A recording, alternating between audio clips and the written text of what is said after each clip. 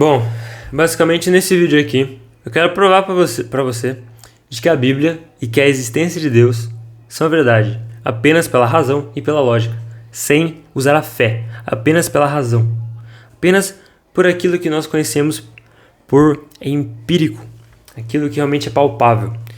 Então vamos começar aqui com a profecia. Bom, sabemos que na Bíblia nós temos mais ou menos umas 300 profecias por aí.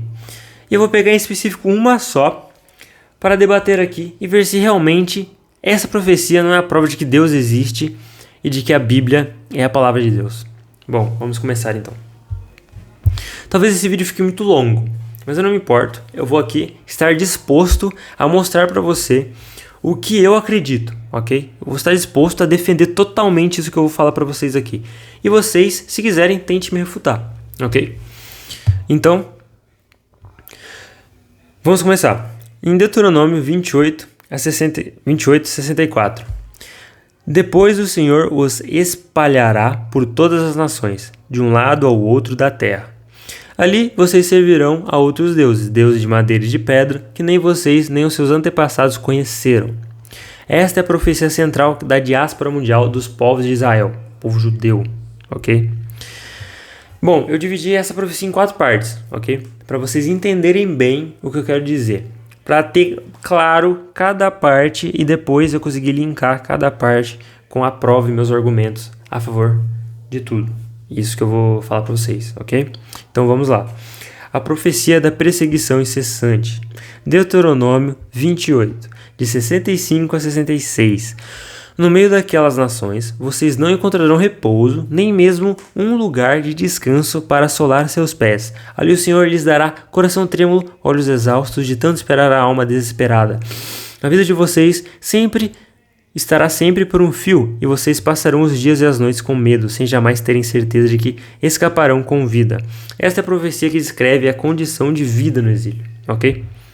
Vamos então para a terceira parte, a profecia da sobrevivência milagrosa. Bom, Jeremias 31, de 35 a 36. Assim diz o Senhor: aquele que designou o sol para brilhar de dia, e que decretou a lua e as estrelas brilharem de noite, que agitou o mar para que as suas ondas rujam. O seu nome é o Senhor dos Exércitos. Somente se esses decretos desaparecessem diante de mim, declara o Senhor, deixará a descendência de Israel de ser uma nação diante de mim para sempre. Ou seja, essa promessa é de que, apesar de tudo, o povo não seria completamente destruído, nem aniquilado. E a última parte dessa profecia é em Deuteronômio 30, de 3 a 5. Então o Senhor e o seu Deus, lhes trará restauração, terá compaixão de vocês e os reunirá novamente de todas as nações por onde estiverem espalhados, mesmo que tenham sido levados para a terra mais distante debaixo do céu. De lá o Senhor e seu Deus os reunirá e os trará de volta. Ele os trará para a terra que pertencia aos seus antepassados, e vocês tomarão posse dela. Bom, essa então é a profecia do regresso à terra original após a diáspora. O que concluímos então dessa profecia que se divide em 4? Bom, basicamente entendemos que Deus ali, a palavra do que está escrito na Bíblia, diz que os povos de Israel, os povos de Deus, eles estavam aqui, eles vão se separar para o mundo inteiro, irão sofrer e depois vão voltar para um local específico que Deus deixou guardado para eles. É isso que conseguimos entender com todas essas falas da Bíblia. Bom, então, agora vem um passo que eu vou fundamentalizar todos os meus argumentos para entender que realmente o que foi falado ali realmente aconteceu, e vou provar para vocês de que o que foi dito no Antigo Testamento realmente foi dito no Antigo Testamento daquela época. Ou seja, vou provar para vocês a datação do Antigo Testamento e vou provar para vocês que realmente aconteceu o que falou que ia acontecer. Então vamos lá. Vamos começar pelo passo 1. Eu vou dividir em 2 passos aqui para vocês entenderem bem. Passo 1. A objeção fundamental que precisávamos vencer. Isso é eu que escrevi, ok? Eu fiz todo um texto para falar para vocês aqui. Bom, a profecia encontrada no livro de Deuteronômio previa um futuro improvável para Israel, uma diáspora global, perseguição constante e sobrevivência milagrosa de sua identidade e finalmente, um retorno à sua terra original. A objeção mais inteligente e óbvia de qualquer cético é: isto foi escrito depois que os eventos aconteceram, para parecer uma profecia. Óbvio, eu também me fiz essa pergunta. Porém, o evento central que marca o início da dispersão global é a destruição de Jerusalém. Portanto, toda a nossa investigação e essa dispersão global, que é a destruição de Jerusalém, ela tem datação pelos especialistas, todo mundo basicamente tem esse consenso de que essa destruição, essa diáspora, ela foi datada exata no ano 70 depois de Cristo. Portanto, toda então a nossa investigação depende de responder a esta pergunta. Conseguimos provar que o livro de Deuteronômio já existia muito antes do ano 70 depois de Cristo? Se conseguirmos, a objeção do cético irá se desmoronar. Então, vamos às provas. Passo 2. Provando a data do documento. A evidência que é irrefutável. Como datamos um texto antigo com certeza? Não com achismos, mas com ciência e história. Temos 3 linhas de evidência que juntas tornam um caso blindado. Bom, vamos para a primeira evidência, então. O testemunho de historiadores antigos. A nossa primeira fonte é um documento chamado Carta de Aristeias. Bom, escrito no século II a.C., ele relata em detalhes como o rei do Egito, Ptolomeu II, comissionou a tradução da Bíblia hebraica para o grego por volta de 250 a.C. para sua famosa Biblioteca de Alexandria. A antiguidade desta carta é sustentada pelo historiador do século I, Flávio Josefo, que usa como fonte primária em sua obra Antiguidades Judaicas. Portanto, o registro histórico textual é claro. A tradução é do século III a.C. Bom, então essa primeira evidência leva a entendermos que a tradução dessa Bíblia, a tradução da onde estava a profecia, ela foi datada ao século de 3 a.C. É óbvio que 3 a.C. é anterior a 70 d.C., não é mesmo? Bom, temos esta evidência. Vamos para a segunda, se essa já não basta. A prova arqueológica e paleográfica. A nossa segunda prova vem da arqueologia. A história é famosa. Em 1947, pastores beduínos liderados por um jovem chamado Mohamed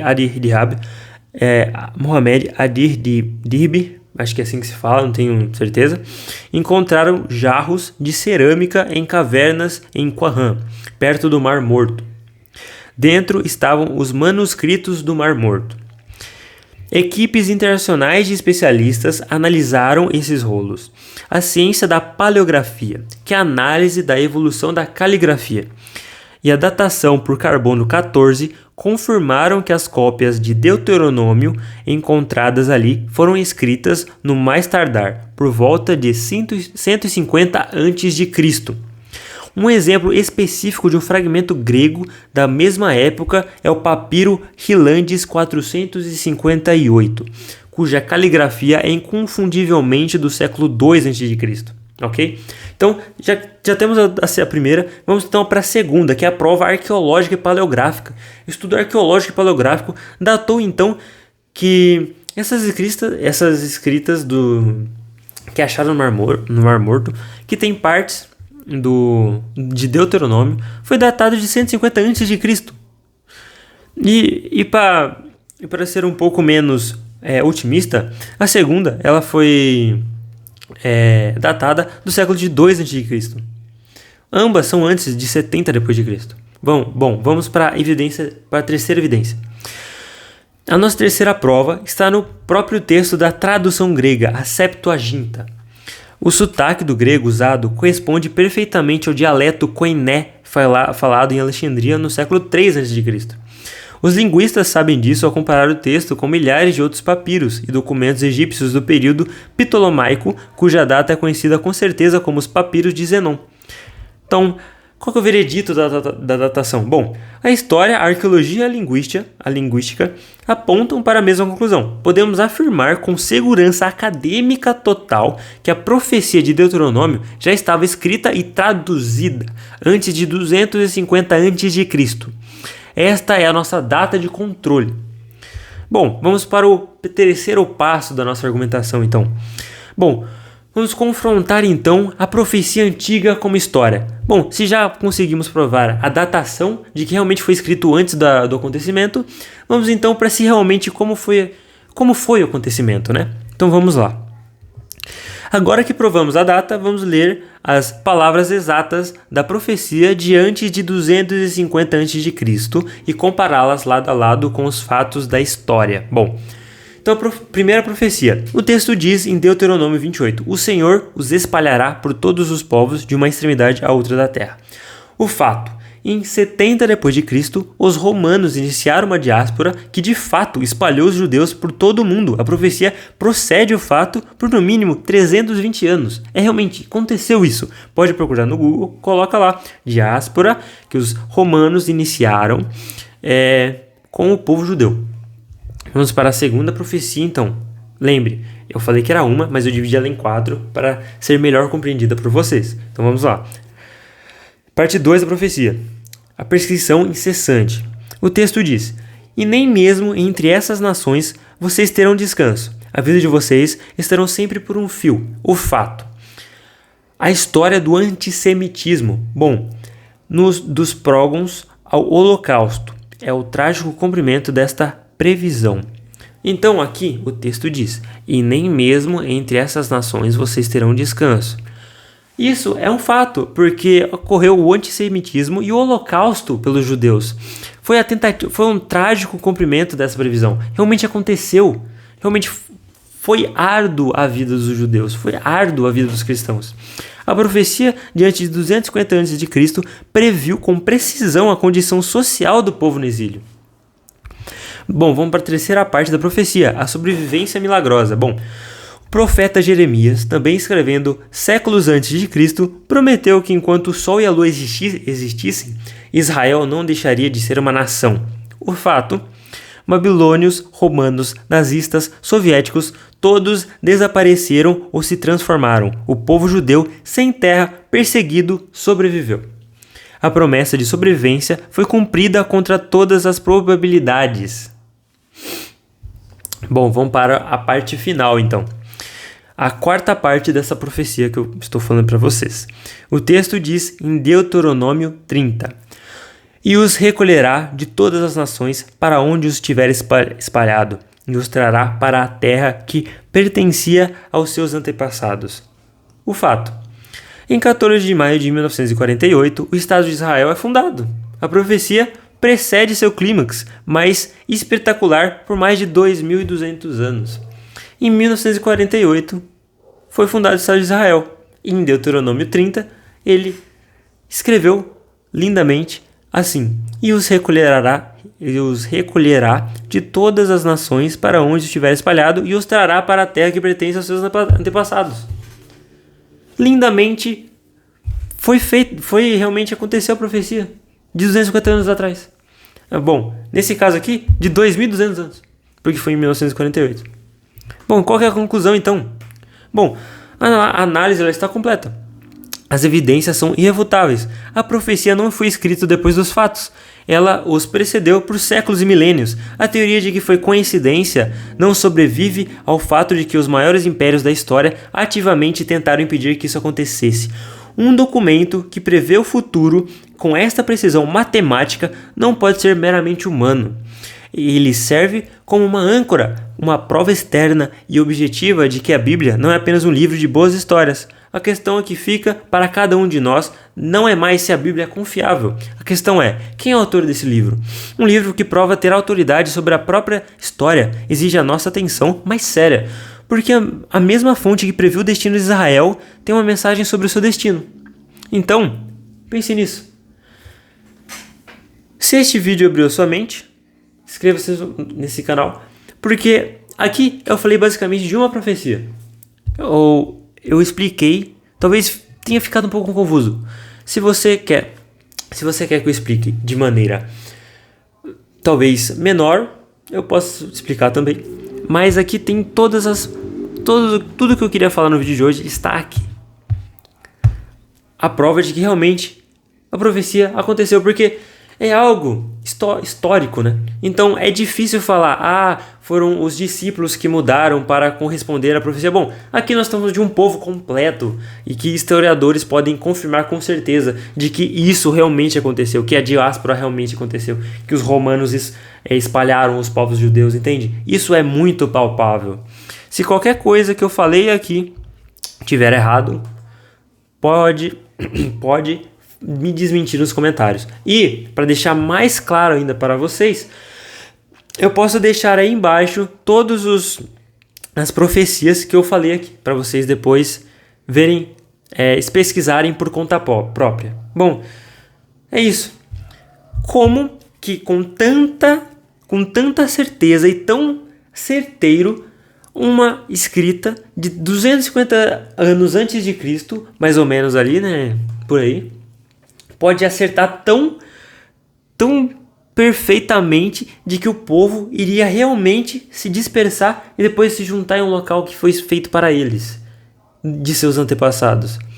Olha, presta atenção no que eu vou falar, se o Holocausto, se o nazismo conseguisse matar todos, já iria acabar com o cristianismo, não por povos, mas pela sua ideologia. A Bíblia não teria mais credibilidade. Porque se matarmos todos, essa profecia não iria se cumprir.